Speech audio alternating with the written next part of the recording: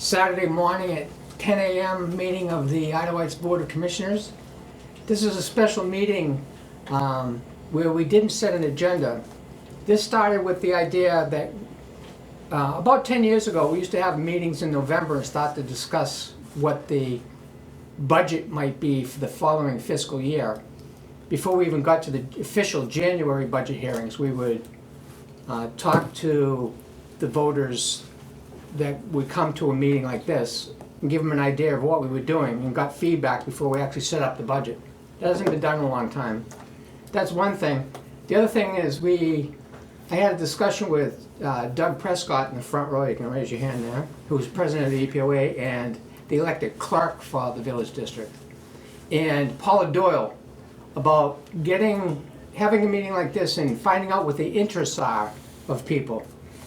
So we've been busy, and I don't know how many of you have come to a commissioners meeting before or watched them on Madison TV. They stream it on YouTube live. It gets recorded on YouTube, therefore, and they also put it on the Madison server on demand through the Madison website.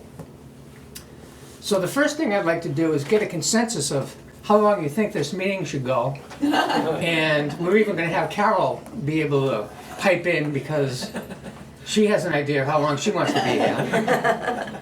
So you want this to be an hour and a half, 2 hours, past noon? No longer than an hour. 1 hour. What do you think? Everybody think 1 hour? 1 hour. There's a goal. Okay. Another goal of mine today is I'm going to be the first one that's ever kept everybody happy. Never been done before. Okay, but the clock starts now. When I stop talking. Okay, when you stop talking. I'll get the timer going. So the idea we have is to hear from each of you what subject you'd like to talk about in that hour, and then have consensus on what the subjects are, in the order, the priority of the subject, starting with what the most people want to talk about. So everybody came here with a subject that they'd like to see discussed. None. I have a list, but I'll let others go first. So I was going to say, do you know how to sing some songs to fill this hour? Well, I think from our perspective, we have two goals. We'd like to hear what things you're proposing that are going to, impact our taxes, number one. And number two, we'd like to know if there's a chance to revisit the dam proposal that was voted down last year. The management of the dam. Can that come up again this year? So, And the reason is when you changed the date, we could not be in attendance, and if we had been in attendance, the vote would have gone differently. And our concern is it's changed dramatically some of our property that is now underwater. So, we can discuss that after we get the subjects down and prioritize it. So far I have tax planning and the dam policy. Yes. Any other subjects people would like to hear in this hour? Talk about? Should I let it rip? Yeah. Subject of use of volunteers, grants, water system projects. We've got a project underway, properties by zone, that addresses what you were mentioning yesterday, Woody, in your emails. Say that one again. In the water system, we've got a project underway from last year's annual meeting, properties by zone, which will, I think, also can address. Are you talking about the Como zone? Yes, but that's a more expansive project than just Como. And it will address the question. What zone and who's on it? Right. Yeah, and all the data associated with it, what type of property, So then vacant. Okay. Yeah, vacant, 2 addresses, mailing address, physical address, that sort of thing. Other water system projects would be to just improve the organization of data storage. Location documentation of system components is very important. Prioritize list of projects so we can plan to do something every year. Keep at it, keep at it, keep at it. Pump house security, simple possibility there.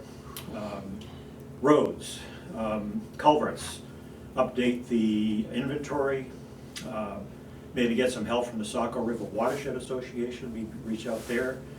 Inventory roads, class 5 versus 6, paved versus gravel, and so forth. I'm sure we have a inventory, but that may need to be updated. Outhouses, re-engineer and rebuild,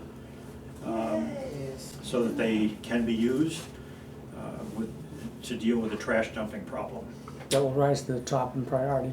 Yeah. Like I say, we only have an hour, Doug, so I guess we're all gonna vote on what's gonna be priority. That's right. Doug, everything you listed off is like a month or more. The Cabana Garage Bay, if we clean it out, could we rent it to get income for the district?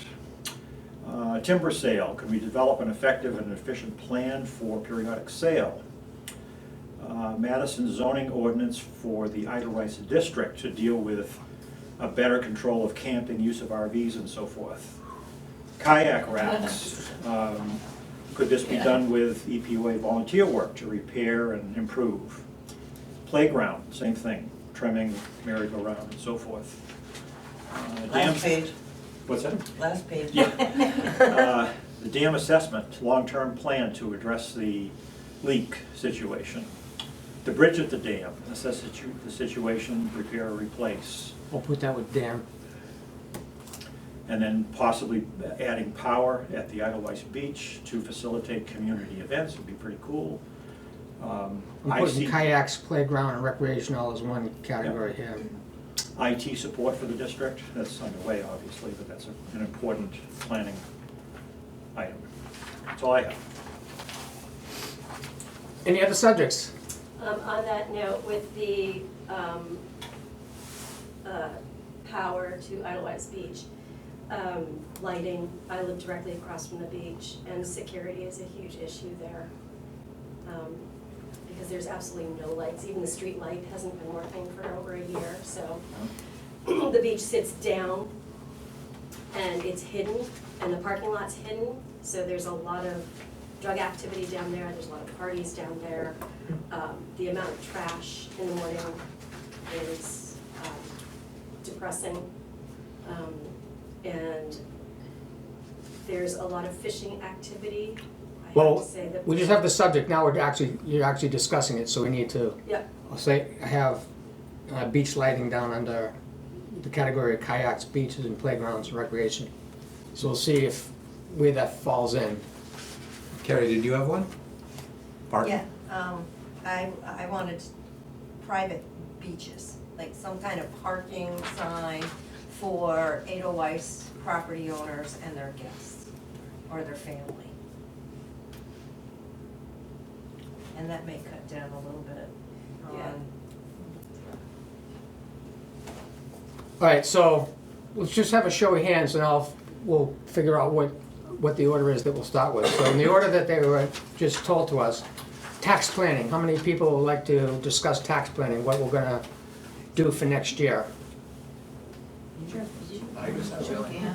we only Yeah. go once. No, every one of these, I'm gonna put a number down and say, I'm gonna put a rough count. So hold your hand up here. I would say the majority of people like Yep. that one, huh? So, the dam, discussion of the dam, anything to do with the dam repair, the dam policy. One, volunteerism for Eidelweiss. How many people want to discuss volunteerism? There's 2? 4. 4. Pursuing grants. 3, 4. Water system zoning, anything to do with the water system. 2. Roads and culverts, class 6 versus class 5 roads. 4. 4. The emotional conversation about the outhouses. Look at that. Pretty much everyone. What do you got? Yeah, 8. At least 8. The Cabana. That's a building at the top of the hill that I To rent really, out the really storage. don't like talking about it because of What's there? what's there, security reasons, and the sheriff's department and so forth. Timber sale. No? Nope. The zoning of Oh, zoning regulations for Eidelweiss. Eidelweiss is part of the Madison zoning. I think that's what the subject is Right. whether we should be doing things to get zoning changed by having Madison vote to change the zoning ordinances that apply to Eidelweiss. Eidelweiss is a separate zone, has its own zoning in the bigger Madison zoning ordinances. People interested in zoning issues. Well, what does it affect? I mean, what? Camping, I think, is the big Camping? one. Okay, Camping and RVs is the okay, all right, issue okay. that I've heard, yeah. Would the size of your shed fit into that as well? No. No? That is zoning. It's- Setbacks mostly apply to sheds. Building size, I don't think is regulated, it's mostly done by It the is- setbacks. And the It is height, in the Eidelweiss as opposed to Madison. the size of the shed? Yeah, we have a 10 by 10, and we only have that because we wanted a 12 by 12, and that turned it into a. It was a building? Yeah. It was a building, and so then we had to have a proper survey done of the property lines, and it ballooned into a bigger issue. Because the shed could have a kitchen and a couple of bedrooms. Oh, yeah. Right next to the lawnmower. Our high school. How many people want to talk about zoning in this hour? 3? 5? Yeah, Got You to missed, five? you missed a couple. Oh, 5? I think zoning's important. I mean, we have limited time, so I don't know what we're gonna get to, but. Well, we'll go down through the Yeah. order, and we plan on having a meeting in November. And we thought that would kind of start to shift towards the financial planning that we have to officially have ready for January's budget hearing, and then we vote on it in March. But we'd like people to start thinking about it and what we're seeing before you getting surprised at the budget meeting in January. It worked well 10 years ago, so try it again. Beach and recreation issues, the playground, kayak, privatizing the parking of the beaches and beach lighting, beaches. It's a pretty big one. Mm-hmm. That's 10, I think, huh? Yeah. IT, information technology with the office. Always thrilling on a Saturday, 2 people on it.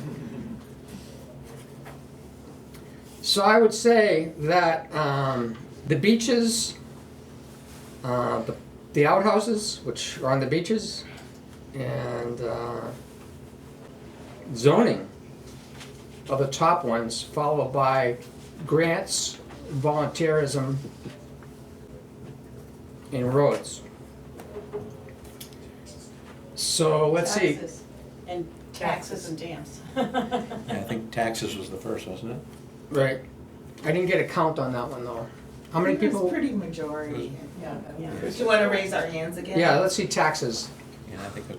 Okay, so let's start with taxes. Kind of everything else we're gonna talk about is gonna implicate taxes. Yeah, that's Yes. true. Maybe it's the cart before the horse. I don't know. So we haven't started to document it. I can tell you, I don't know if you watch any of our meetings on Madison TV or not, but this has been a tough year because of the way it started off with 2 commissioners leaving in January, and the warrant for this year was done at great expense and at the very last minute, because Nancy and Warder were appointed by a Superior Court judge in the first week in February. And God bless them, they helped us get the annual meeting together and voted on, and it went without a hitch. But it wasn't a budget that was created by 3 people that managed the budget completely for the entire year before, like it's normally done. And we are finding a few things that we would have done differently, but not by much. And we had legal issues with an employee that left. For example, the budget for the attorney was $5,000, which was typically the budget each year for legal. It's hard to predict what comes up that you need to pay an attorney $200 an hour to advise you or represent you. I think we're up over 20,000 Yep, 20,542. against that $5,000 budget. And that's offset by things that we didn't spend money on. On the overall, we're looking at being in a healthy position as of October 18th. Even though the line items are out of whack on several things, such as I just used the legal line item as an example. The big thing that we are talking about for money is the road issue. And we had a discussion just last Tuesday about me continuing to focus on FEMA. FEMA has given us 75% of the cost of replacing the water main on Grissom Road that got washed out during the big July storm that destroyed a lot of Madison. Madison got reimbursement at 75% for, I think I heard $260,000 from FEMA. Now, they had people tracking what they were doing and reporting it as it was happening. The administrator that was in place at the time and the two commissioners that held everything close to the vest as to what was going on disappeared, and there wasn't a lot of organized information. So I've been dealing with, every Thursday I got on a video conference call with 5 federal employees, and the federal employees change each week. I think they do it intentionally, so there's a lot of people watching that don't get too friendly with the situation, because a lot of money's involved. FEMA passes out a lot of money, and they are meticulous about their database and bookkeeping on this, and they come out and look at things too. So I'm bringing this all up because we have to figure out how to get the best return on our money for fixing the roads because of what happened during this flood. All of the Eidelweiss roads have culverts that are not efficient enough for storms like we are getting now. The big change is in 2012 we got a storm that wiped out Grissom Road, took the water main out. Then in 2023 it happened again. It never happened since 1960 when that road went in. So now what would be called a 100-year storm or 200-year storm is happening with a 2-point sampling, is happening every 10 years. And that road is now closed because we got an estimate from a local contracting company that it would cost $590,000 to $615,000 to fix Grissom Road. So Grissom Road now has a sinkhole over the old culvert that goes down 14 feet. It's got Jersey barriers blocking the road so you can't drive through where there's this huge hole. And the DPW, under the advice of the engineer, filled it with wood chips just to keep a little kid from playing too close to this thing and Falling in. And that seems to be stabilized for some reason. I watched it in the pile of wood chips that goes all the way down 14 feet to the culvert in the middle of the road. Hasn't fallen in from what I can see. So the threat is that if we have another storm like the one happened in 2012 and in 2023, it's going to take that water main out again. And the water main is the only main that supplies Grissom Road and Constance Road and Bergdorf Road and Granville and Route 113 Conway Road. All of those houses depend on that 1 2-inch water main that goes through this closed road that is waiting for the next big rainstorm to take it all out again. And by law, if we don't get that water main back, if it's a real catastrophe and it takes the whole road structure out, because now the culvert is worse now than it's ever been. It's the first time we actually had to permanently close the road for a year so far. So just that is something we have to deal with against increased costs on everything, as you know. And the cost of maintaining equipment, that was another big hit we took to the budget. Our $300,000 grader is now paid off. We paid it off for 20 years. It wasn't maintained the way it should have been maintained, according to the crew and the dealer. We sent the Volvo grader down to the dealer with a quote for $11,000. As they got into it, they were giving us quotes on things they found, and I think we got the grader back with a total bill that exceeded $22,000. It was 29,000 total. 29. We thought it was going to be 11. We budgeted for 11 with what we knew before the annual meeting in March. It ended up being $29,000. That's a huge hit to a budget of $750,000 for the operating budget for DPW, and that's separate from the water system. So we are hoping to present in November. We'll have another meeting like this, and we'll have our first go around of what we think everything else in the budget should look like based on what we know in November, and what we can get out of FEMA. FEMA is estimating that we could get 75% of over $300,000 in reimbursement. And they haven't made it quite clear about how we have to finance it. Reimbursement means we spend the money, and then they decide whether they're granting us 75% reimbursement or not. That's typically done for a municipality like us, or even the bigger ones, that they go and get a SBA loan from the federal government to do the repair work, and then submit applications to FEMA for 75% reimbursement. So you have to do that without a guarantee that you're going to get the 75% reimbursement. So we can't present it to the voters to say, vote this money in to fix these roads and we will get the 75%.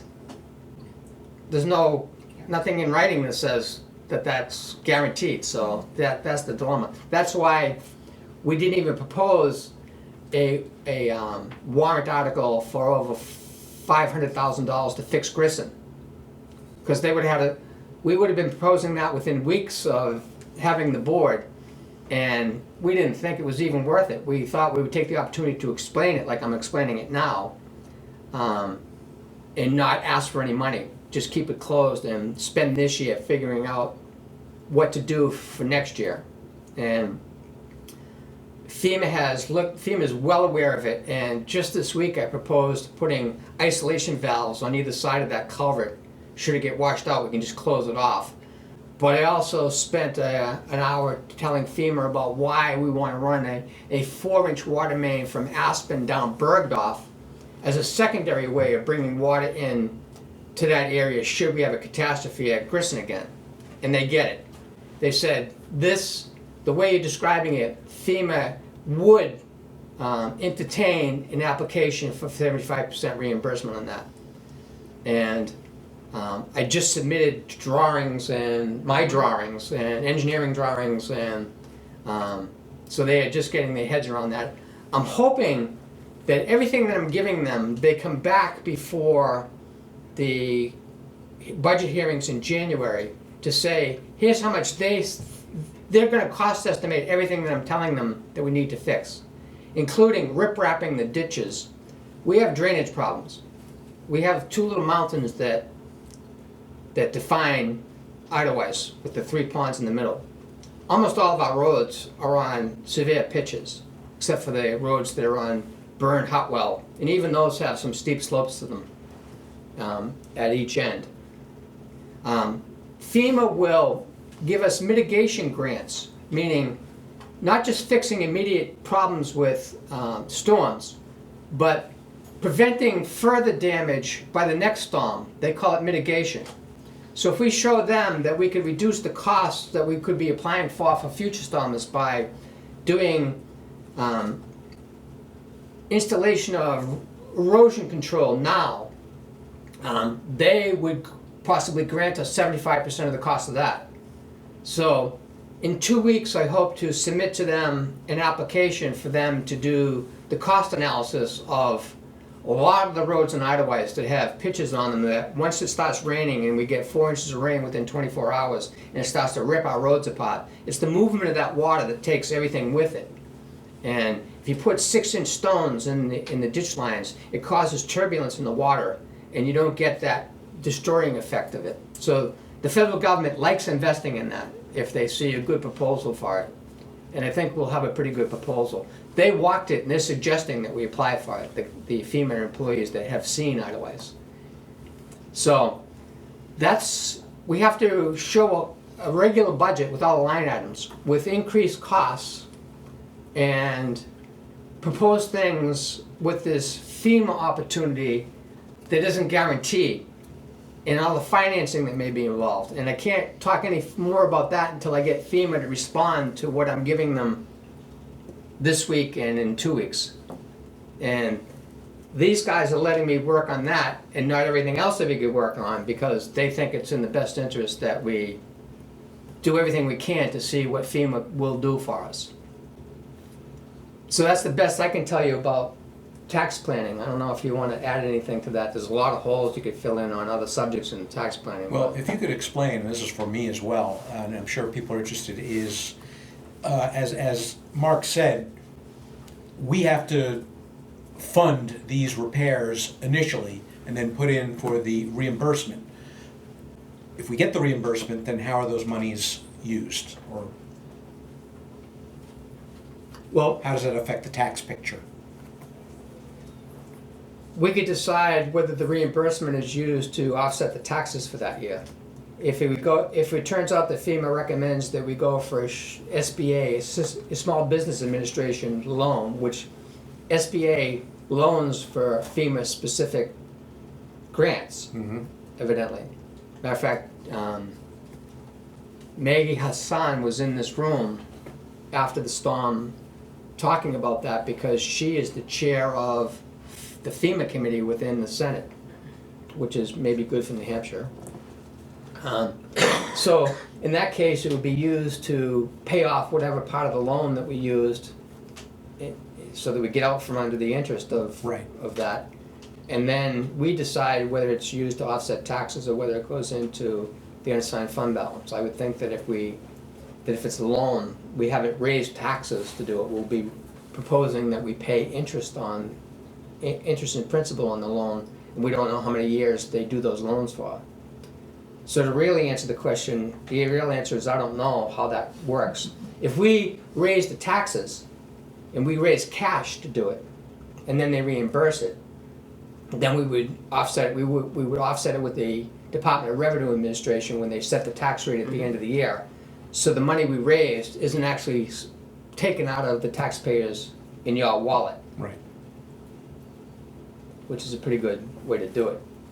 But I don't know how much it's gonna cost. I don't know what FEMA's gonna do yet.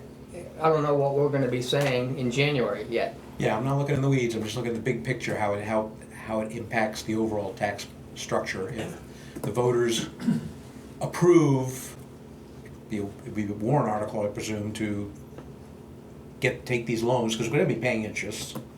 We will be paying 25% of whatever it is we decide to do. Right. If they give us the 75% back. And I was answering your question, what do we do with the 75%? I was kind of not pointing out, it's going to cost us 25% no matter what. No matter what, Either yes. 25% or 100%. We need to know which one we're doing before we ask the taxpayers what they want to do. Right. We don't know yet. I'm working on it every week. I know. With I know. 5 experts on TV and my computer here. Yes? It sounds to me like if we tried to raise taxes to pay for it and then look for a reimbursement, that has the same kind of tax rate up, tax rate down problem that we had with the sale of the lodge. It seems like taking a loan would really stabilize that much better. And then we get rid of the loan, well, that doesn't affect the tax rate at all. Which is why municipalities do it, which is why FEMA is telling me that this is an option, SBA loan. because that's what they see people I do. think that's much better. But I don't even know how much we would be asking you to support borrowing Right. Yeah. yet. Well, it still will affect taxes, but if you get reimbursed At at a a lower lower rate. rate, yes. And much more stable Yes. rate. Yeah. But it seems to me like just being responsible, we would have to assume that we're accepting 100% of what the loan is, that's gonna have to get paid. That's the bet. Yes. Right. And then the hope is that some money will come back, but if we're not comfortable with what that figure is, then it should be a non-issue. Right, we have to talk about risk when we're deciding this at the annual meeting. Right. So, in being able to tell you today what we'll be saying about taxes, that's the huge elephant in the room, is that unknown. Now, any other part of the taxes, we could talk about too. Nancy is pulling together a list of what the warrant articles should be, and as we discussed it each week, when we come up with an issue that we think has to get to the annual meeting. And I think we'll be able to talk about that in more detail with numbers associated with it in November, hopefully. Mhm. Any questions on taxes? If we went with a warrant article to do a water system project, and I'm guessing that we're not gonna be ready by this annual meeting to do that, but if we can get into the mode of doing a little bit every year in the water system, we all turn the faucet on and water comes out, we say, hey, that's great. We don't even think about the system, what's the status of the system, how good is everything, does it need repair, does it need improvement? The best advice we've had over the years is keep at it, keep doing a little bit every year, a little bit every year. Pick something and do it, keep improving, replacing water mains that are 50 years, 60 years old, for example. So that's something that should become just a regular part of the tax issue, I guess, the tax rate issue, that there's a warrant article for a specific project every year would be ideal, I think. Well, you went That's from, the water was you went from the water latest to step. taxes. Yeah. Now, that's okay. Yeah. But just to be clear, typically, we pay for things out of the water fee. But in 2019, Mhm.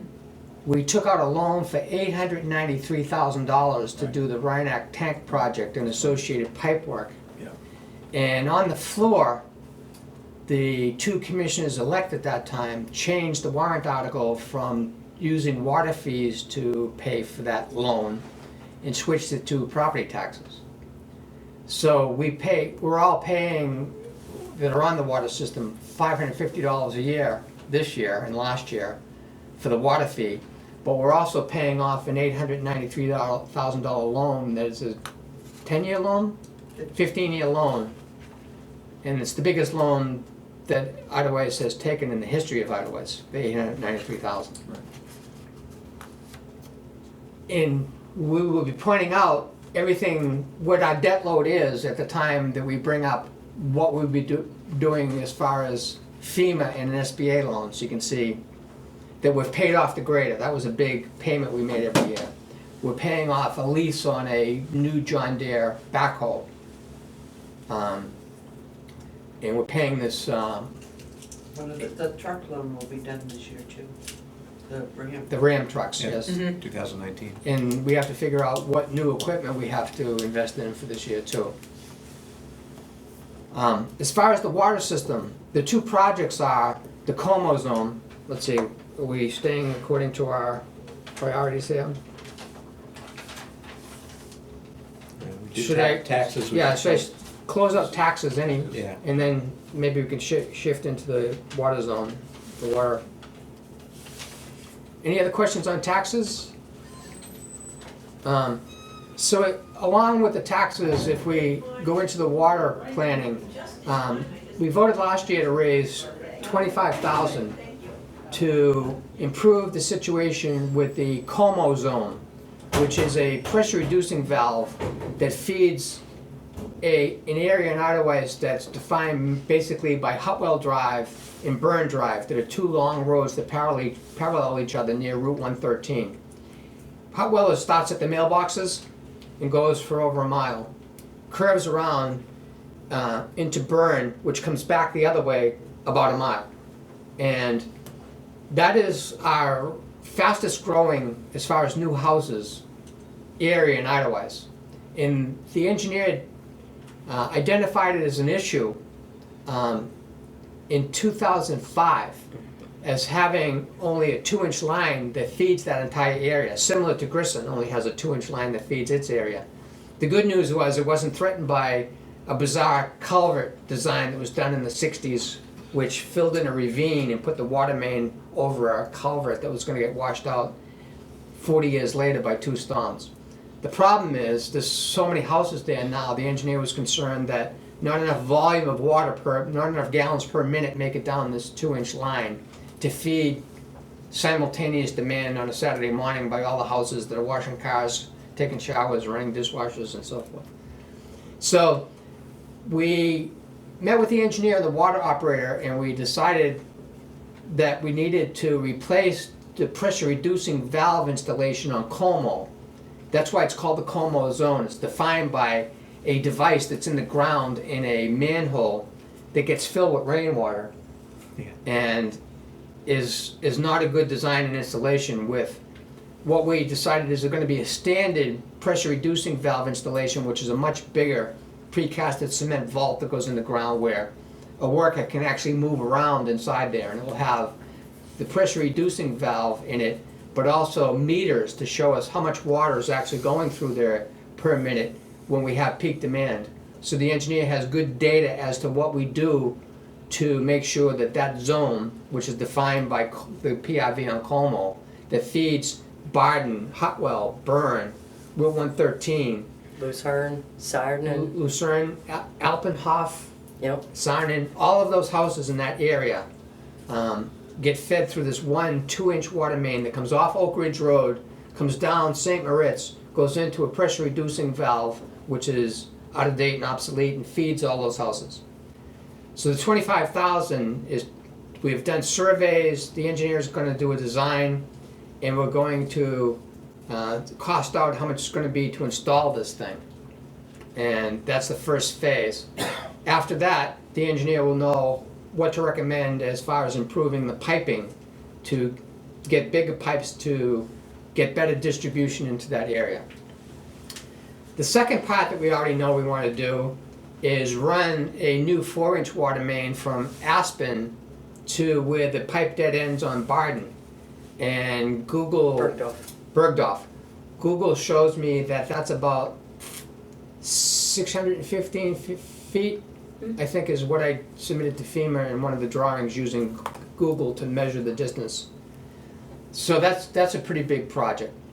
So those are the two areas that engineers agree are our biggest concerns with the water system. Then there's a whole bunch of other stuff that we can do. We're watching the uranium problem at Muddy Beach, if you've heard about.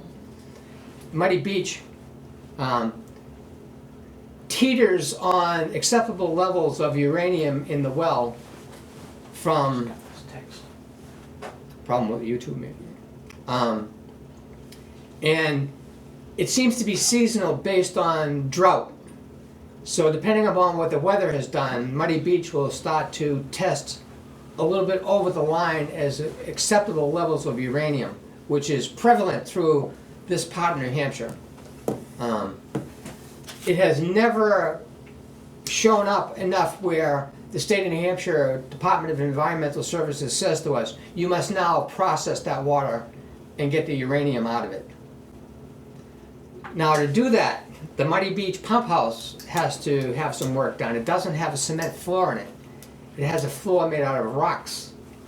And I think we'll be proposing, we haven't discussed that yet, but we'll be proposing doing work to the Muddy Beach pump house in preparation if the day ever comes where the state says, okay, you now have to stop putting equipment in there to take the uranium out of the water. So that's what I can tell you today, that we know are issues that we have to decide on. And then other things can pop up with the water system that haven't shown themselves yet to us. So we'll have more to say about that in November and in January, and then it'll be on the warrant. Right, but be clear, the funding of these projects come out of the water side of the water assessment. The voters get to decide. The Yes, they get choose to that. decide, And they yes. get to, let's use the example as the Board of Commissioners in 2018 put it on the warrant. Actually, they raised it by $100,000 on the floor themselves. They published the warrant, which is required by state law, 2 or 3 weeks in advance of the annual meeting, so all the farmers come together for the annual meeting and decide how they're gonna spend their money. And they changed it on the floor by $100,000 and went up to $893,000. And then the commissioners-elect were just regular voters in the audience, and they proposed on the floor to switch it from being paid by water fees to taxes. That's how it happens. It's completely under the control of the legislative body, the people that are registered voters that show up that day. It's not, case in point is, it's not the commissioners. The commissioners make a proposal on what to do with the warrant. Mhm. the legislative body, the voters that day get to change anything they want. And they do. A big one was putting $893,000 back into taxes. It used to be everything was paid by taxes. The only thing we did was charge $50 a year to cover the electric bill for water usage. Everything with infrastructure, piping, pump houses, tanks, that was all done through taxes for decades within Eidelweiss. And it was that same board that changed it 10 years prior. Mhm. So the legislative body can decide that everything goes back into taxes or not.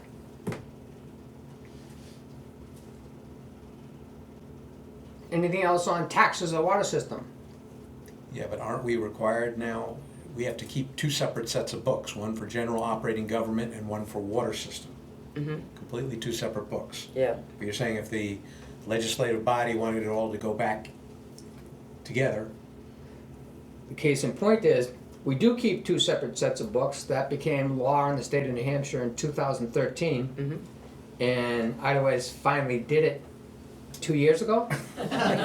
Yeah.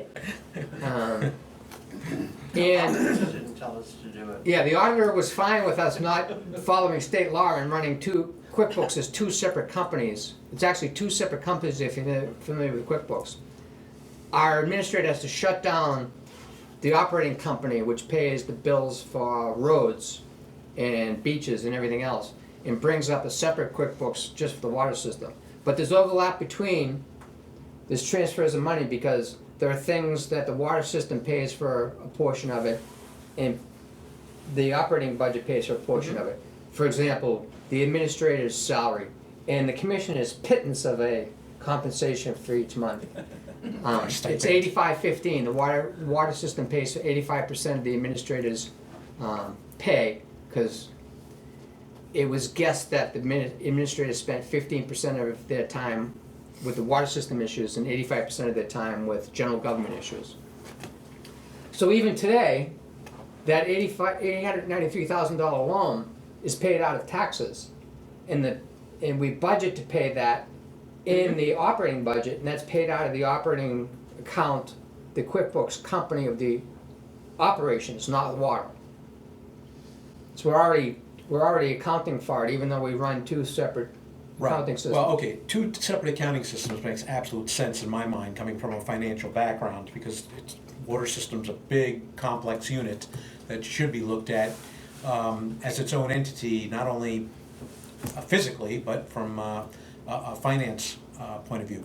But I think what you're saying is if we have a big water improvement project coming up, then again, the legislative body can decide how's that gonna be financed, if they, either out of taxes or out of the water fees. For example, say that in 2025, in January, we propose a warrant article, and the warrant article says we want to do a water project. And we say in the warrant article, we want to raise this out of water fees, and they approve it. Then we will tell QuickBooks for the water system company, that we are making payments we're going to finance this project against the warrant article that says water. But if they change it on the floor, like they did in 2019, to a warrant article that now says that it's being paid out of taxes, now that warrant article goes over into the QuickBooks company for the operating budget. And the tax bill will be raising the money for it, not the water fee that we collect in May and account for in the water company QuickBooks system. Right. But not everybody's on the water. Yes, we have 500-ish. 15 or 18 houses that are on wells. Yep. There's approximately very close to 500 houses that are on the water system. So And it's for growing. those people that don't have the water, should they have to pay for the water system?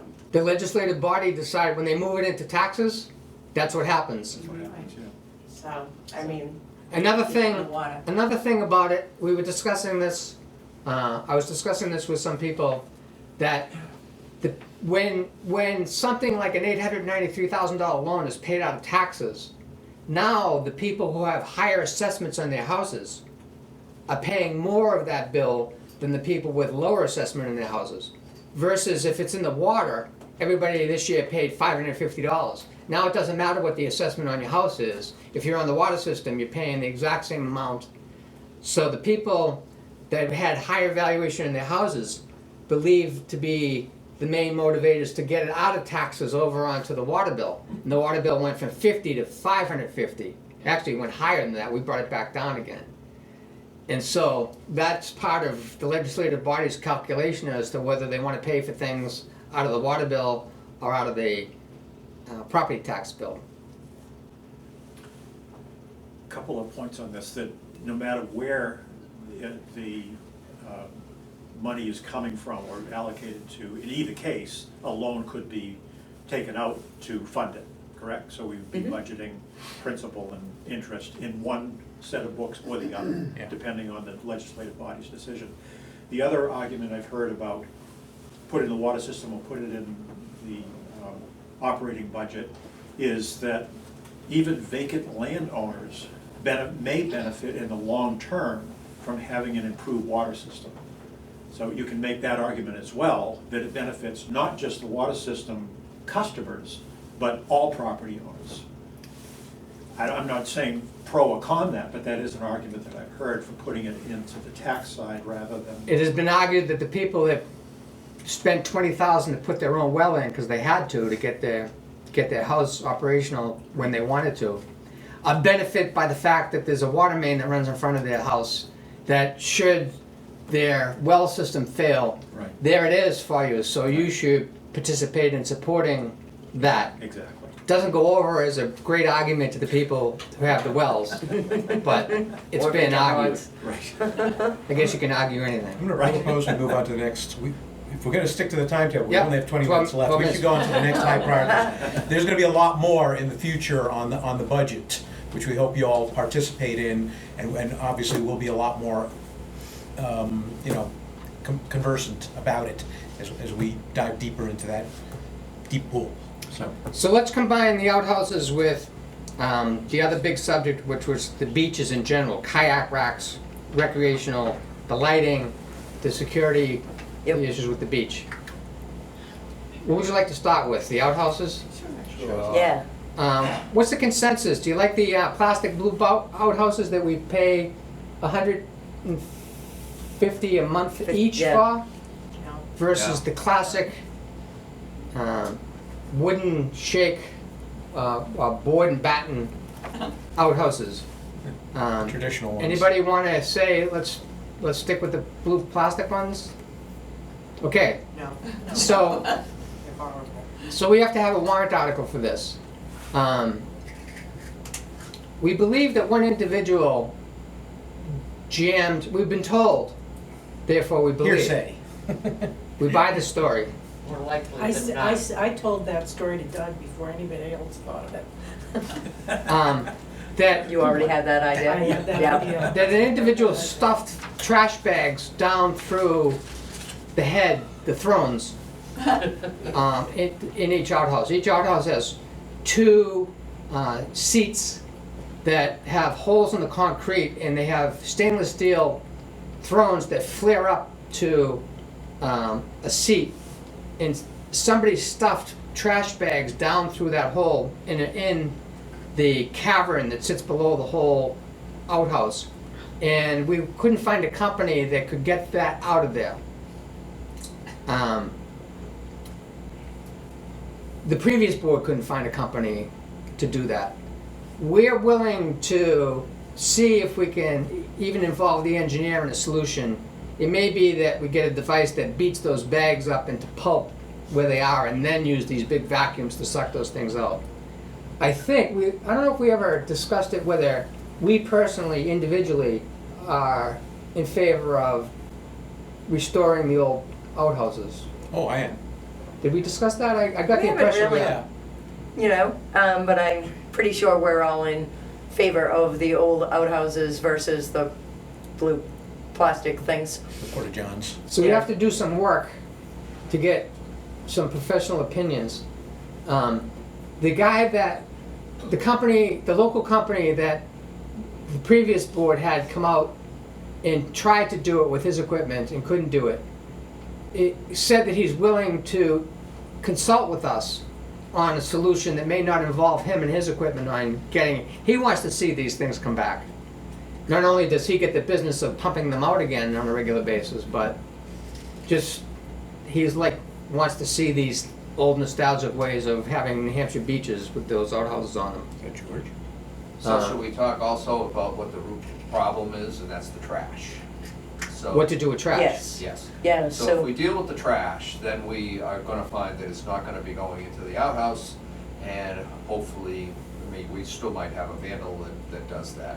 But I know a long time ago, we used to have trash receptacles. Is that something we would consider? Even if you put a trash can out, renters will use that and it'll be covered with trash bags because the dump isn't open for them, the transfer station isn't open for them, or they charge. $5 for trash bags. So any opportunity to have people say, oh, there's a place that I can just drop my stuff off as I head back south after my vacation, that's what they do. So the taxpayers end up paying for a free tax service to rental properties. Right. Which they can do. We pay for it one way or the other. Well, the way that it was working is, it was greatly reduced by not suggesting a place that you could throw your kitchen trash bag, by not having any cans anywhere. When people did leave them off next to the outhouses, the DPW would handle it at a low volume. And it was there the problem started is, they weren't being taken away, they were being stuffed down into the outhouses. Yeah, but So I don't know if you want the legislative body, if you want to propose to us that we have a warrant article to start the budget for trash can removal at dumpsters at the beaches, I would say we can do that. But I would say this has been discussed before, and what has happened is we've all decided that we don't want to suggest a place where you can dump your trash. Is there any signage saying beach trash? Beach trash only, not that necessarily prevents people. yes, it but- says, right on the ordinance and on the signs, it says if you bring it in, bring it out. Okay, all right. Carry in, carry out. Yep. yeah, same as if you're on a trail. Yeah, Or so trail, yeah. I have a lot of experience with this. I'm a volunteer for the U.S. Forest Service and have been for 8 years. And part of my job is picking up trash at the outhouses and especially at Diana's Bath. Oh, wow. So, and I do that year round. You know, right. And we do find by having, now I realize that we don't have the renter component, we have people that are coming in that are vacationing. We find by having the trash there that it doesn't go into the toilets. And we use, I think, a long time ago, I recommended one of the companies from Meredith, Bottom Feeders, who basically comes out and does our pumping once a year. I think they were gonna come in and quote for the village district. But we do have the challenge once in a while, people will put trash in and he deals with it, so. I'd like to see, something like that proposed for the future. So I hadn't heard of a company called Bottom Feeders. It's a great Bottom- name. Bottom feeders or bottom dwellers, Oh. There's a little bit of difference when you eat there, when you live there. Yeah, Right. run by a company by I know. kind Big of yellow truck. Larry Catfish. So yeah, so in order to get them functional, obviously we'd need to have somebody that could pump out and deal with the trash that is currently in there to get them functional. But we would also need to replace the commodes. Right. There are commodes that you can get in public areas that are small enough at the bottom that you can't push in a big trash bag, So that would also be something that we would have to be looking at to try to reduce any trash or garbage that people are trying to stuff down the commodes, to keep them out, Yeah. So the big difference would be what shows up in a trail versus what shows up in a Right. Well, I community agree. with renters. Yeah. That could be the huge difference in it. But right? And I would be thinking you might be able to get volunteers to help pick up the trash or at least get it ready so that DPW could pick it up. My understanding was at one time the DPW just didn't wanna deal with it. That's what started part of the issue. We've had those employees. Yeah. Yep, We won't mention any. yeah. The beach cleaners used to do it too. Yes. But we don't have a. We don't have beach cleaners currently. Might be something to bring back. Yeah, well, it ties into the volunteer component. Right. Exactly. Yeah. So, would you like to participate with us with a plan for Absolutely. next year? Yeah. That's part of what Good. we wanna have happen here. So, you had Tom Gunn. Tommy got So it. that falls into the volunteer category too, which is Yeah. great. Anybody else like to participate in bringing back and have a grand plan for outhouses? Paula Doyle said she was interested. Paula Doyle, Yeah. it is I'm interested in that. there's 3, that's great. So we can have a plan to rehabilitate them, possible new design on the thrones themselves, and an ongoing plan of how we deal with trash on the beaches. Yep. Trust me, I can tell you stories. Believe you can. And they're not pretty. It would be trashy. Beaches. You were talking about Eidelweiss Beach, which I understand the problem there. The history of that has been, maybe you want to swing that door closed if they're going to talk about that. Try to dampen that a little bit. It's been a discussion for over 10 years of whether we privatize the parking lots. The 2 ponds, the middle pond and the large pond, are actually the property of the state of New Hampshire. And what I understand is that we can't limit people accessing the water. They have, even though we own the beaches, we own them by deed, the actual land of the beaches. People, they're public beaches because we own them, and people have the right to walk across them to get into the water. What they don't own, what they don't have, is the right to park in our parking lots at the beaches. So it's been debated for years, and the outcome of the debate has been to never go forward and actually have a system where we identify the vehicles that are parking at these beaches, and we have an agreement with the Madison Police that they patrol them like they do the town beaches, and you have to have a sticker to park there, or else they fine you. The previous chief, who retired last August, 2 months ago, was all in favor of Eidelweiss having a vehicle identification system, and he was willing to patrol the beach parking lots and make sure that it was only people that had authorization to park at the beaches that could park there. That may solve some of the problems. But the legislative body never took it all the way and instituted that, There was a warrant article and they turned it down. that David Rowe worked on Right. over 10 years ago. Yep. And it came in front of the body, and one of the commissioners at that time spoke against it and said that's not enforceable, I think was the argument. That was the big issue, that it wasn't. And the legislative body at that time decided maybe to accept that argument or other reasons, didn't vote to go ahead with it. So, would this group like to see something about that on this year's warrant? Yeah. Is he a show of hands of privatizing the parking lots? I'm okay with that, as long as our kids can park there. Because they're all 4 of our grandchildren are in car seats, and I can't get 4 car seats into my car. So, It's too small. so, yes, go ahead. Years ago, Strap them on the roof. years ago, we used to have the ticket system, that you bought the packet of tickets. And if you had a visitor that didn't have a car, you know, we own the property, my daughter comes up with the grandkids. I could give her a ticket, and she would put the ticket in the window. That was for the town beaches and the transfer station. Yeah. It was not part of Eidelweiss's parking lot system. And we were told that we used it for Eidelweiss. Yeah. Yeah, I remember that for Madison. One of the proposals was to have, like a handicap thing. Rearview Yeah, mirror. that's what I was gonna say. So- Yeah. So I worked on it last year with Bob King, who was the chief at that time.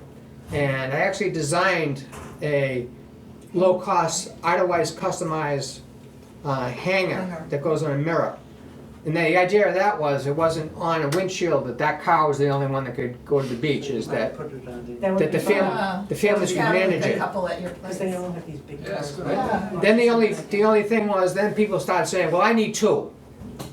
Because the car seats are in this vehicle, and if my mother-in-law comes up, then I gotta shift things around, and it's like, now, what happens to a system where we're trying to manage multiple hanging ones, and all of a We sudden, only need one, because the car's big enough for all of us. They drive buses.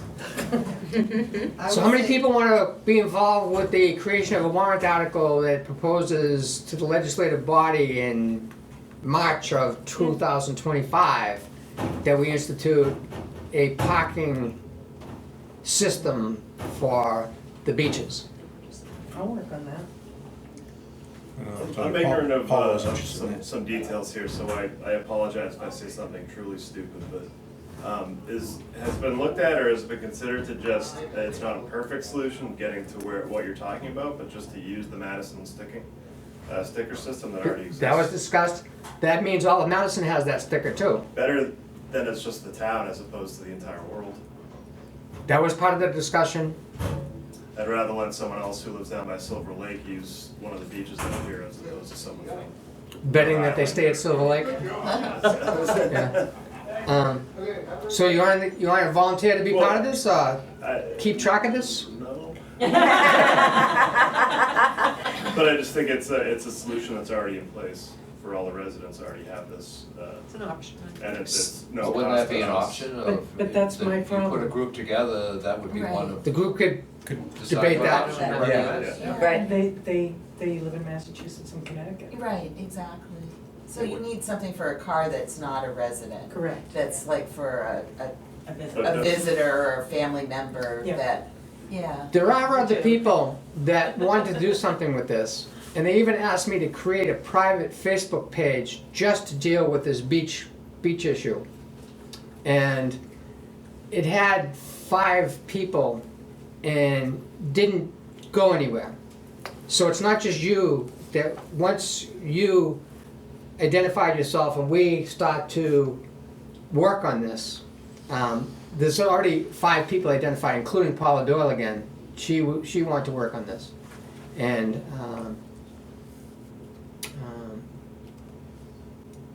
Mrs. Hare, I can't remember. Kim. Kim Hare Kim. wanted to work on it. So there are already identified group of people that could work on this if we get behind it and Yeah. push it along and want to put a warrant article up. So So they can figure out the details, but it sounds to me the solution is like a handicapped thing you hang on your mirror Right, versus, you know, yeah. Madison is a affixed sticker to your windshield. Right. Totally Exactly. different. If I could go to the office and get something like that when the kids are coming,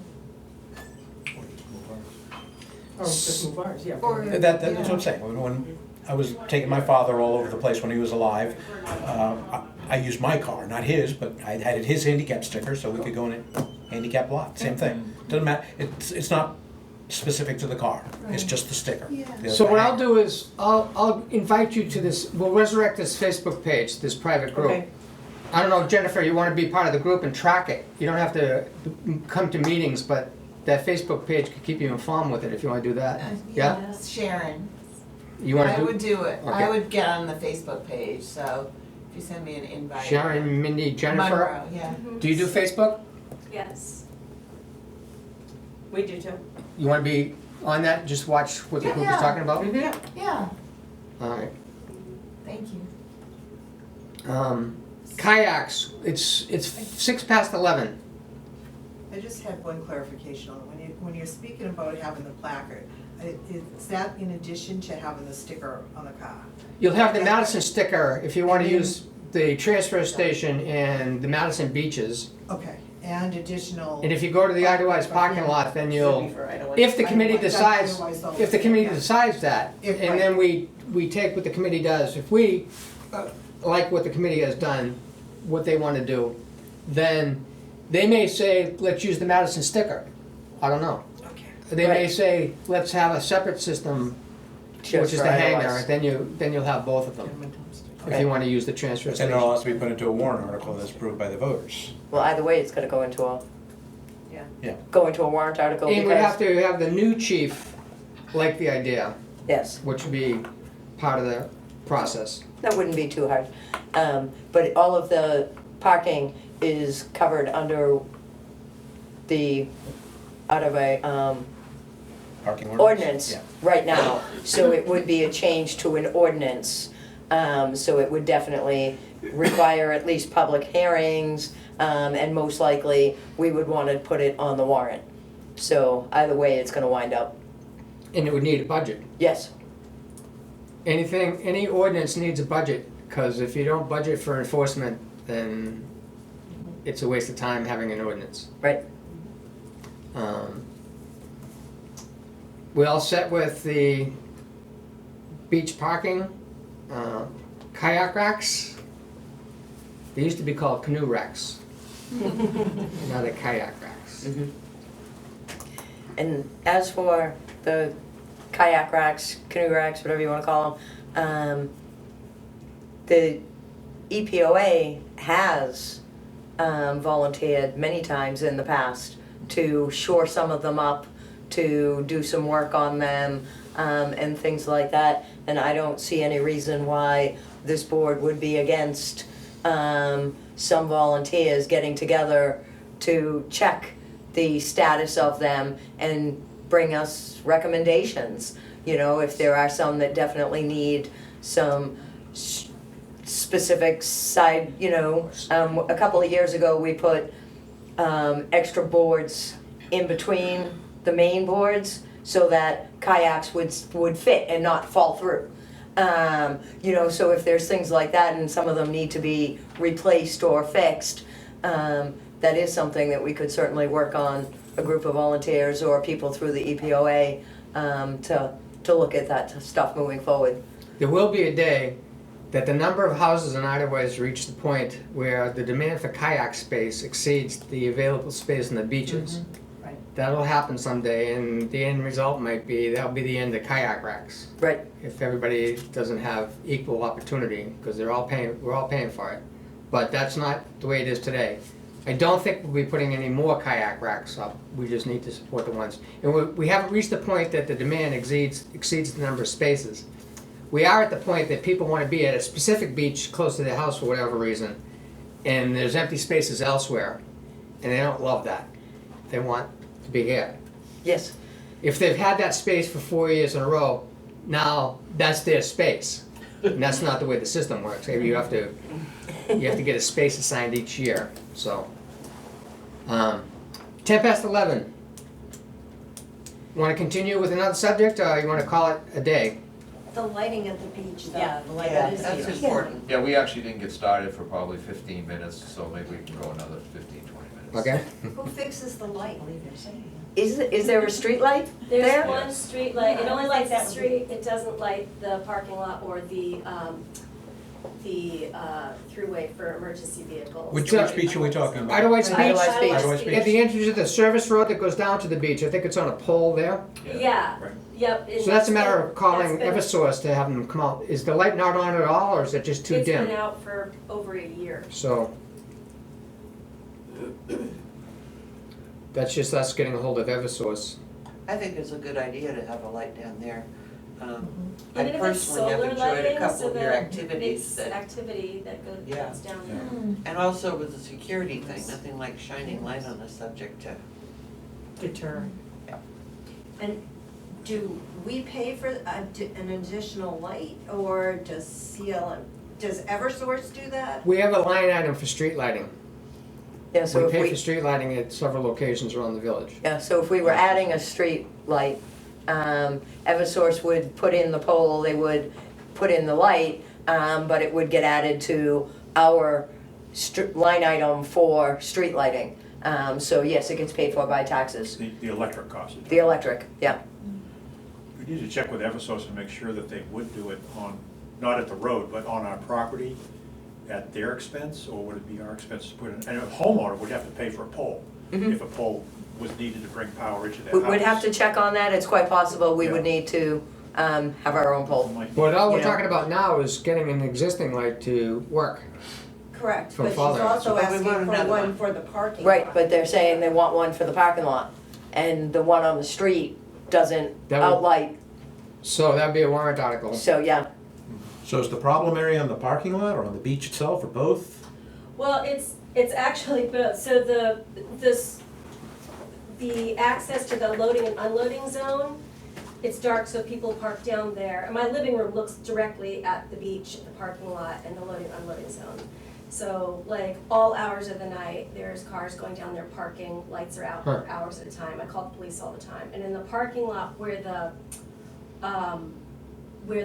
lavatory, the bathroom is, it's a blind zone. So people pull in, park there, shut their lights off, and then they're there for hours. And you can't see it from the street, you can't see it. So that's kind of an area where people tend to hide out, and then they'll use the beach. Or they'll just sit in the parking lot and do whatever, but the police are called often. But I kind of stopped calling the police because I feel like the crazy person down on Eidelweiss. What about a security camera in Yeah, a that's location what like that? But then who's gonna monitor it and do anything about it? You might need power, or else it'll be Right. battery operated, and Or you could have a game camera. A game camera or something and put a sign Somebody and just takes say, the little chip you're on, out every. you're This on is- candid camera or this has been something. discussed often. Yeah. And there's issues of putting them in a place that's legal. That Yeah. it has to be a public place where people would expect not to have a right to privacy. Right, So anywhere near the latrines that we're about to invest in wouldn't work, Right. but, I don't know how we'd have a warrant article. I guess we could propose a budget without getting into the details of where we put them. Maybe the legislative body has ideas. Was then somebody volunteers to take the little chip out if it's a game camera and have to, unless you, they do have them, they go direct to you. Yeah, you can get them on your cell phone, and they actually have them now that are solar. We have 6 of them around the property. 2 of them are solar, and I can get them on my cell phone. How much? $169 approximately for the solar ones. That's not bad. And that would probably eliminate a lot of the dumping of trash. Yeah. Oh, that's So a you good get a place. trash Yeah. place, Yes. it might be yeah. a deterrent, you know, Yeah. at least. So do you think the committee that works on privatizing the parking lots at the beaches could flow over into the security at the beaches? And the lighting. They're kind of the same thing. Yeah. Yeah, Yeah. they're related. It's all at the Yeah. beach. Yeah. Yeah, because we're trying to keep garbage down, we want, the new outhouses. So that's what we'll do is, now that we have some live bodies in the beach committee, we'll- Well, you know, North Conway has that live feed that they do from the street corner right in the center. They have a live feed that you can go on Yeah. Facebook and you see their live feed. that's on the town's webpage? Yeah, Hmm. well, I don't know if it's on the, I just know that I've looked at it, like I've checked the weather before we've driven. I mean, we could do a deal with one of the internet companies and put these things in locations that are tied to the internet feeds that are around the village, now that we have 2 companies that have cabled.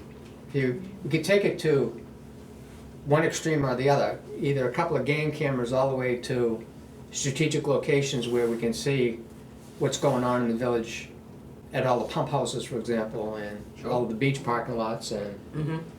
Well, Tommy, the solar powered cameras you're talking about, they send out a signal you can pick up on your phone? Bluetooth? Yeah, we have one. Wow. Nice. For $169. Yeah. How many do you want? The main reason we have them is we get a lot of van traffic. And we have a security system too, and the other day I was looking out the window, my granddaughter's bedroom, and it's a big bear looking in the window. So, in 2012, I started this Eidelweiss fans Facebook page, and there's like 1,700 people, I don't know who they are, most of them. And what a collection of video of bears over the last, now 13, going on 13 years. actually watched these bears grow up on Yeah. the video of houses and. Yeah. Tripod. Yeah, that's how I Yeah. contact Tripod. That's the celebrity I'm like, bear. nobody's seen Tripod. I Yet this know, year, where is she? She's around. Yeah, She's I around, saw she was her in our yard in finally. July. Oh, really? Yeah. So the North Conway's feed, it's whitemountains.tv Right. /live. They've- Yeah. They were the PEG station before Valley Vision started, and they've always had a camera pointed out in North Conway. I wondered if that was the one. So that's not the town. It's- But there are towns that have web cameras set up that Channel 9 uses from time to time when just Yeah. before they do the weather, I think. Yes, Center Harbor has Yeah. one. Yeah. So we can do anything the legislative body wants to do. It's a matter of proposing it, telling them, giving them enough information to make a decision and weighing it against everything else we're asking them to pay for, right?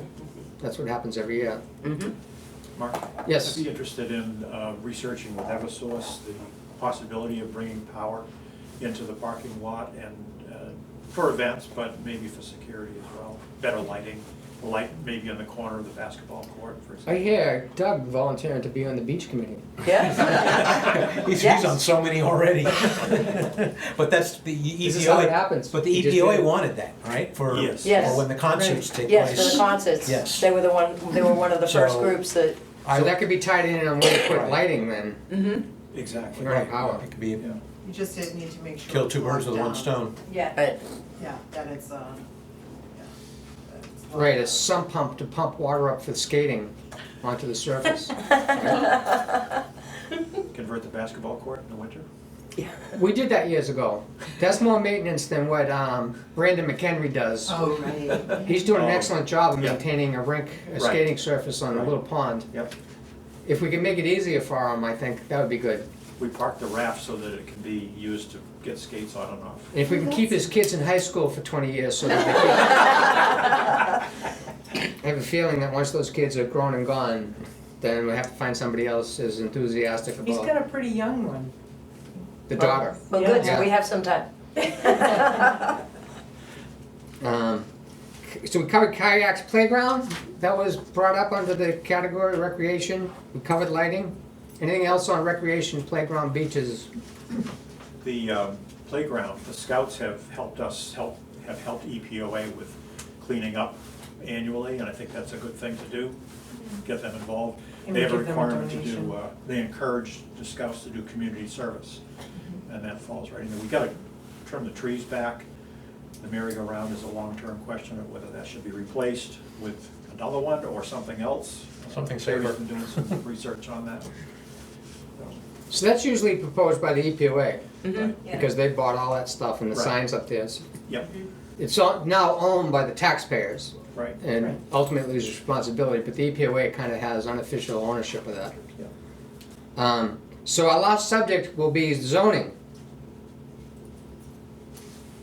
A phenomenon, I'll get it kicked off. There's a phenomenon that's going on in Eidelweiss that just started within the last 5 years, and that is people building little camp buildings on lots where you can't see them from the road. They're not putting driveways in, they're not running power, they're not putting septic in, they're building little shed-type camps.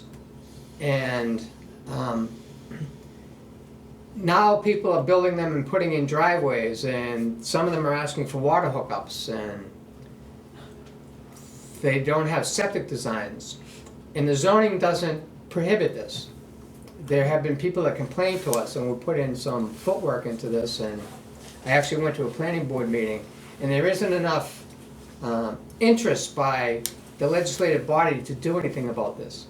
So whereas people come from towns elsewhere in New England where if they have an $800,000 property, they're kind of protected against somebody rolling in with a Winnebago and living next door to them.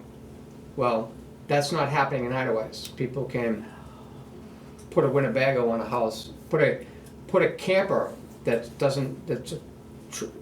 pulled in by a tow on a truck, and that's within the acceptability of the current zoning.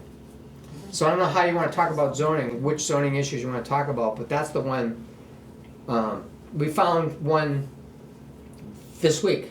Yes. Mm-hmm. I had to do some Yes. bushwhacking to get to it. Would have walked straight uphill. Here's the story for you. There's a lot, when Great Northern divided these lots up, divided 5 square miles up into Eidelweiss that was overflowed into Conway, to what's now called the Rock House section. That section, J and G, broke off from Eidelweiss when the developer sold what's Eidelweiss and Madison to the taxpayers. We bought all the beaches, we bought all the buildings, we bought all the roads, the deeded roads, they're not easements by the property owners. When Great Northern divided this up into lots, they tried to make the average lot half an acre, 0.5 acres. If it was near the water, they tried to get more of them in there, and they're smaller than a half acre.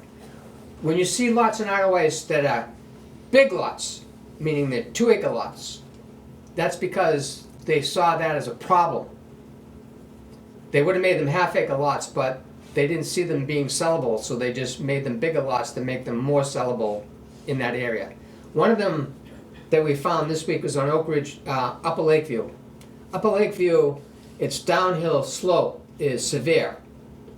You may have seen a real estate listing it called gently sloping. It's like this.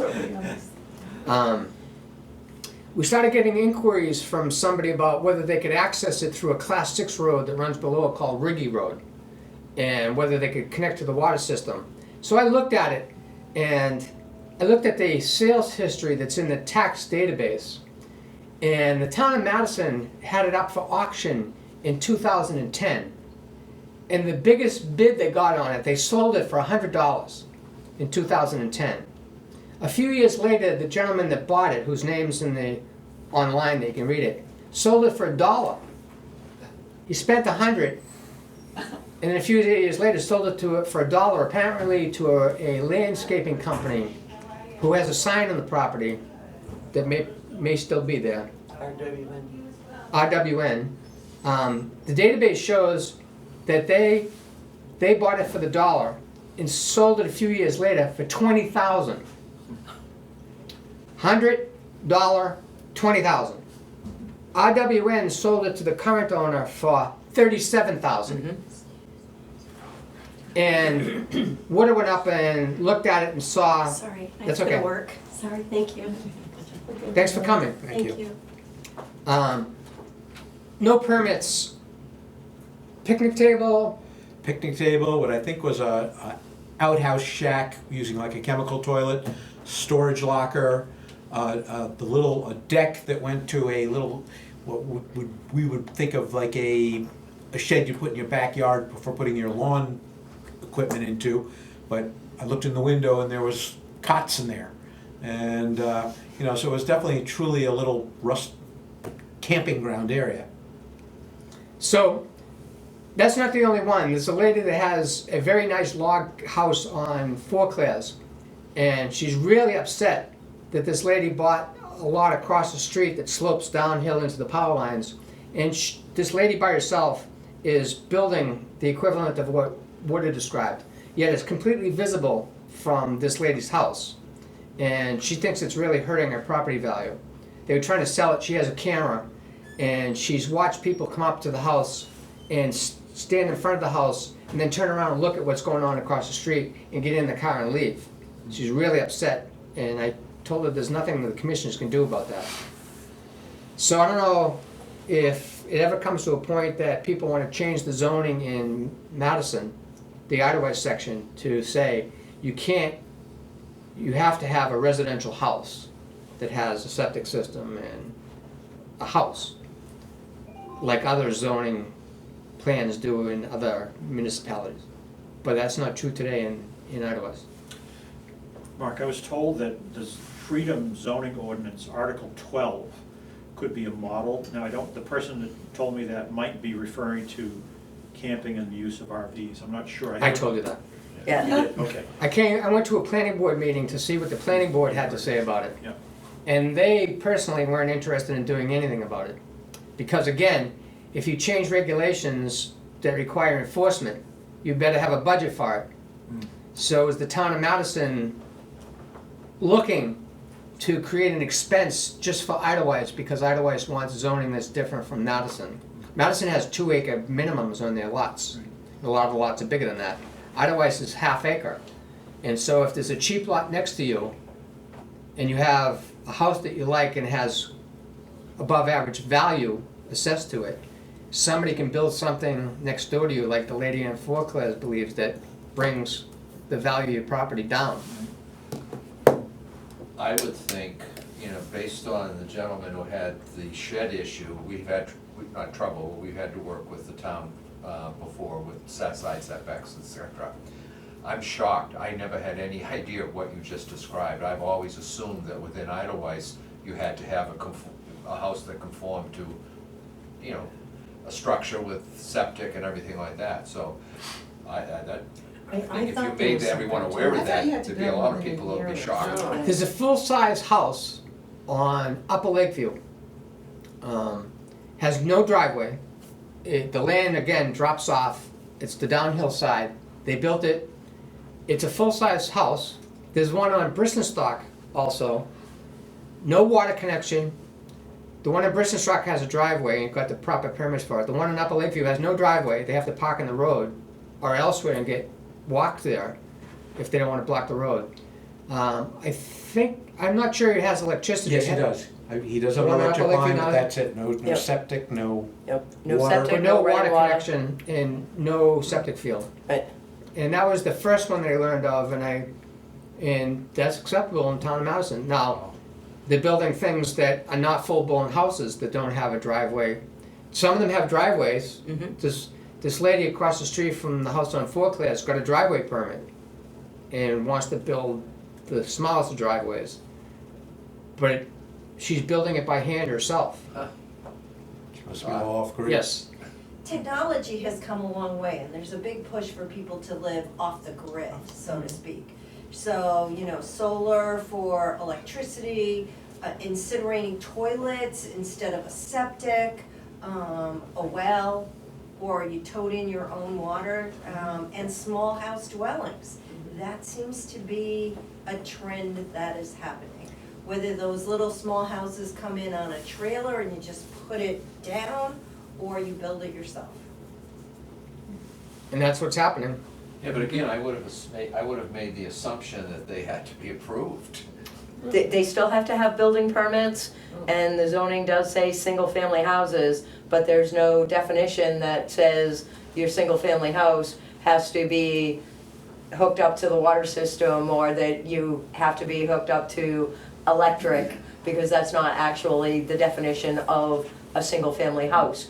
That's more, you have to have a kitchen, a place where you can go to the bathroom, and I think pretty much it's a kitchen, a bedroom, and that's pretty much your definition. There's not a whole lot that are required to call it a single-family house.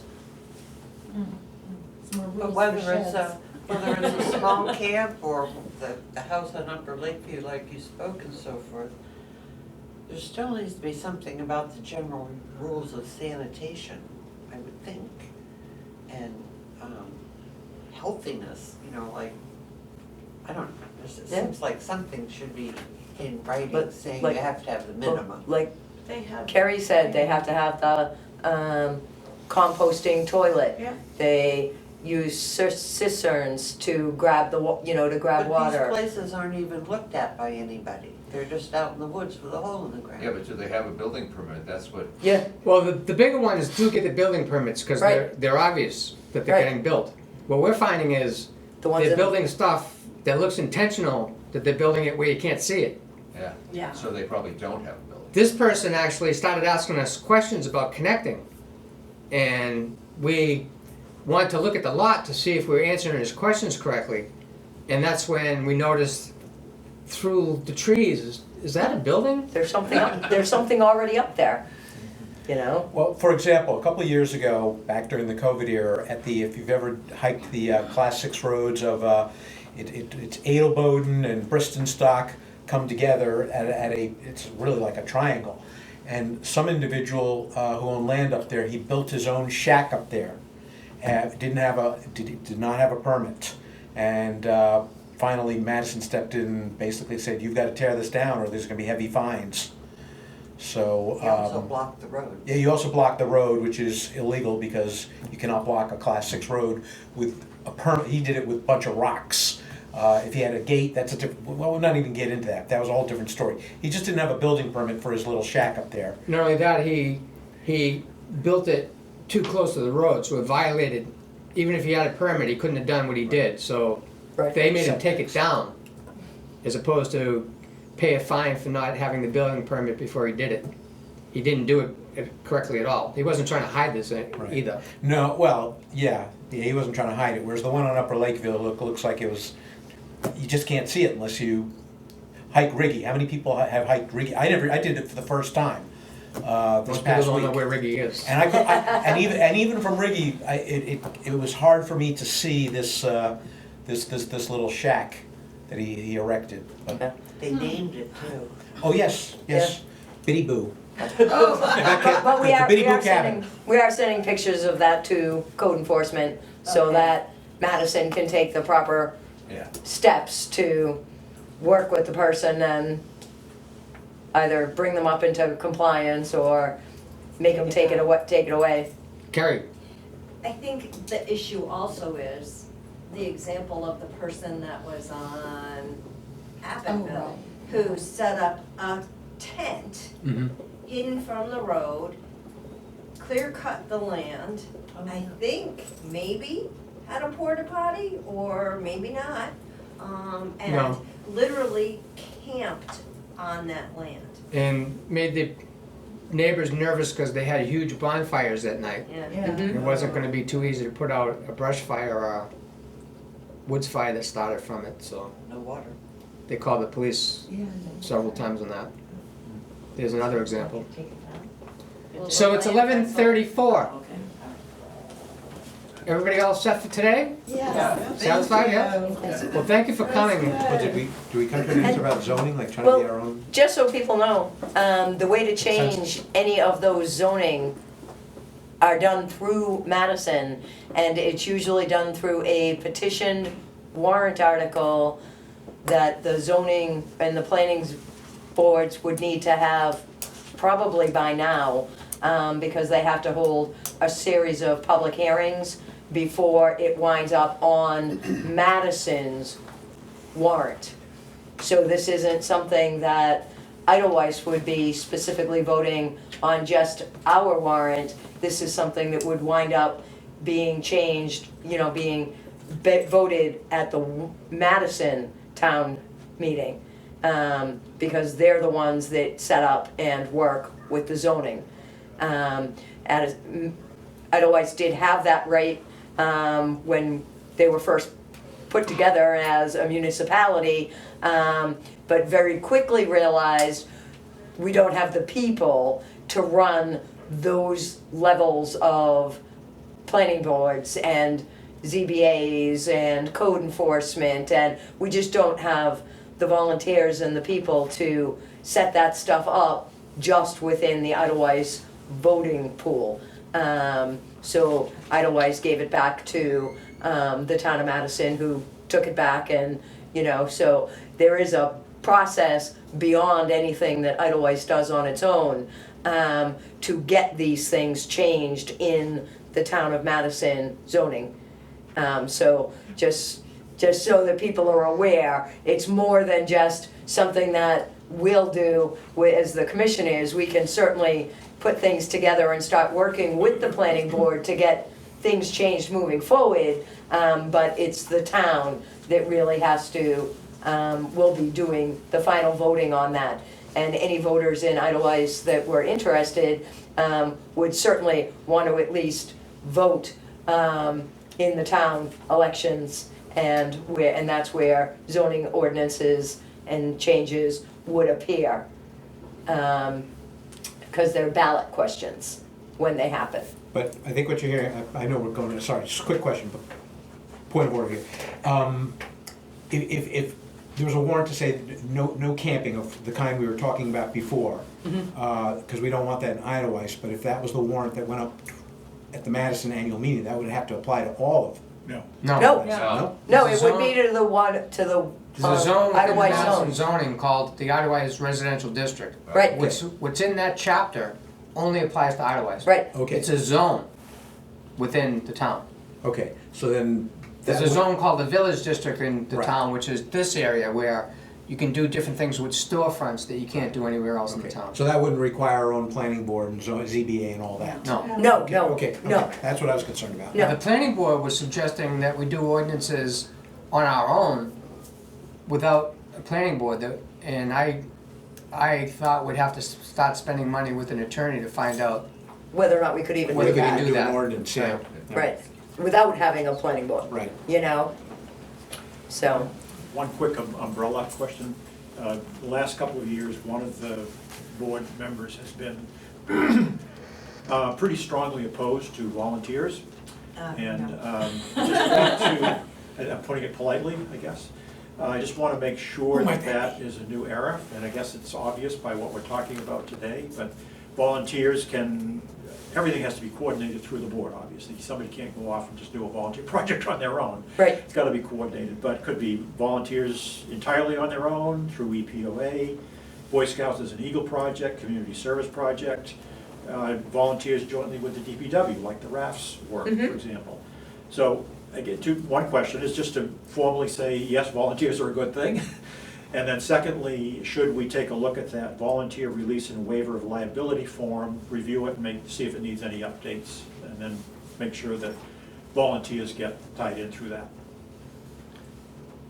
Are we okay? That with- was for people that are doing, like, if people volunteered to fix the kayak racks. You Exactly. want them to sign that in case they get hurt doing it. Exactly. correct. But to be on a committee to decide whether we do lighting. No, No, not needed. You wouldn't need it. it's when you're doing physical work. Yeah, Right. I have to sign an annual waiver of liability with the Forest Service, and I have to have driver training once a year as well. Oh, thank goodness. Yeah, So are we okay with volunteers, current board? Yep, yeah. Okay. for the record, I fell in the water when we were putting in those rafts and pulled a muscle. Did I sue the district? No. Everybody on Eidelweiss Yeah, but Beach there got are really, people who do that. everybody on Eidelweiss Beach really enjoyed it. I know. Luckily, nobody got it on video. So I'll make a motion to adjourn at 12:39, 11:39? Aye. Actually, I need a second Second. from one of these two, and then we vote. All in favor? I, 3-0. 11:39. Thank you. Thank you, this Thank was you very much. wonderful. This was good.